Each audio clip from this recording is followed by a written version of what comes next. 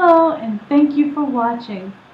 I wanted to give more insight into a video I did last year called BIID, Body Identity Integrity Disorder.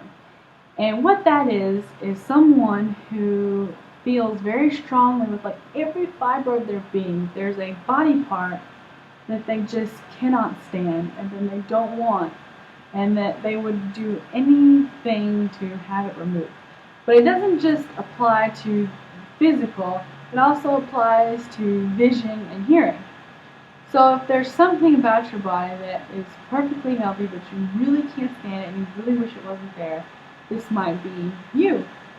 Now, I got a lot of responses from the video from people who think that this might be something that defines what they're experiencing, or maybe it's something that someone they know is experiencing. And I've had a lot of questions hoping for insight, because as it stands right now, there's just not a lot of information online. There's not a lot of community feel with this. It's just, as far as we know, it's very slim as far as population. And it's being compared to being transgendered, which is where you are one sex, but you really wish and hope that you were the opposite sex. You just feel like you're in the wrong body. It's kind of like that, where you have this hand, for example, and it just something about it just feels wrong. Maybe you can't put your finger on it, but you just kind of wish it wasn't there. And usually these feelings start in childhood and it progresses. And as far as treatment, I've had a lot of people ask about treatment. Right now, there's not a whole lot of treatment, or really there's no medication that's prescribed for it. The closest is when people have been prescribed to obsessive compulsive disorder medication. That hasn't really worked. Way back, they also used electric shock treatment, and which did not work, as well as psychoanalysis, different tips for living, and everything that has been tried hasn't really worked for what they wanted it to work for, which is to be happy with their body, learn to be happy with their body, learn to accept every part of it. And it's hard to put into words how these people feel, because most people have a healthy limb and they're grateful for it. There's been some animosity towards people who feel that way from actual amputees, because they wish they did have that limb. And when you have a perfectly healthy one and you just want to, forget about it and have it taken off, that can be hard to accept.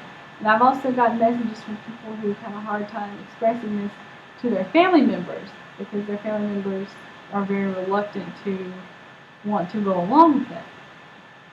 And that can be, I understand how tough that could be. It's probably a very misunderstood sort of syndrome to have. And I would suggest for someone to talk to someone, but not just anybody. First, do some research and look and see if you can find anyone in your area or close enough to you to drive to, that you could speak to directly about BIID. Someone who may have some experience, even someone who's experienced with being transgender, or things like that are kind of similar, especially from a psychological standpoint, someone who's trying to help you. Because really it would be best to talk to them to make sure that's what you're feeling. It's also possible, now the research on this is very slim, but there have been some studies, maybe one or two, I don't even know if it's a complete study, but I have read some about using hypnosis to do regression and see if maybe there was a set point where something happened. Maybe it was an event, maybe it was a shaming, maybe it was some sort of injury, whatever it was, but that stuck in your brain and it made you hate that certain body part, and it just progressed over time. And like I said, most people experience this so young, that the likelihood is you wouldn't remember if something happened. So having a regression would be a good way to delve into it and see if maybe you can find that trigger point.